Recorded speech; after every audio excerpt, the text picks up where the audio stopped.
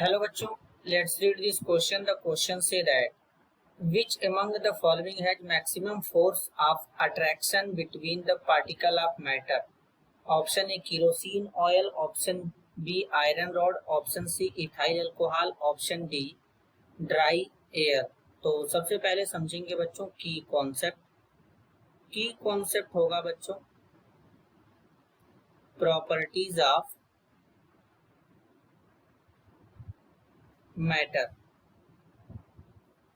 अगर हम बेसिकली बात करें बच्चों तो जैसे हमारे पास अगर सॉलिड है,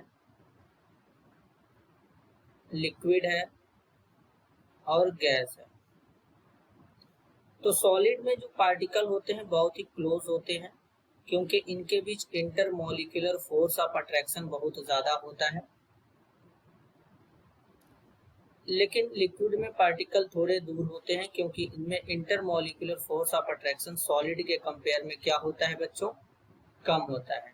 गैस में पार्टिकल और भी दूर दूर होते हैं क्योंकि इनमें इंटरमॉलिक्यूलर जो फोर्स ऑफ अट्रैक्शन होता है वो बहुत ही कम होता है बच्चों सॉलिड और लिक्विड के कंपेयर में।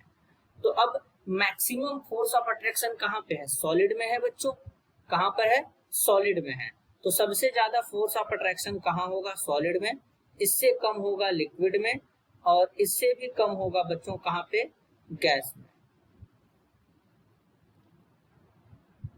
Increasing order of force of attraction. तो अब यहां पर देखेंगे बच्चों, सबसे पहले गिवन है केरोसिन ऑयल। केरोसिन ऑयल ये क्या होता है, लिक्विड है बच्चों। एल का मतलब लिक्विड होगा तो इसमें फोर्स ऑफ अट्रैक्शन कम होगा। अब अगर हम बात करें आयरन रॉड की, तो आयरन रॉड जो होता है ये सॉलिड होता है। एस का मतलब होता है सॉलिड, तो इसमें फोर्स ऑफ अट्रैक्शन क्या होगा बच्चों, मैक्सिमम होगा। इथाइल एल्कोहल जो होता है बच्चों ये भी क्या होता है, लिक्विड होता है। तो लिक्विड है तो फोर्स ऑफ अट्रैक्शन क्या होगा, कम होगा। ड्राई एयर, अब ड्राई एयर तो बच्चों गैस हो गया और गैस में तो फोर्स ऑफ अट्रैक्शन लिक्विड के कंपेयर में भी क्या होता है, कम होता है। तो इसलिए मैक्सिमम फोर्स ऑफ अट्रैक्शन कहाँ पे होगा बच्चों, आयरन रॉड में होगा। ऑप्शन बी करेक्ट हो जाएगा। This is your answer. I hope you understood it well. All the best.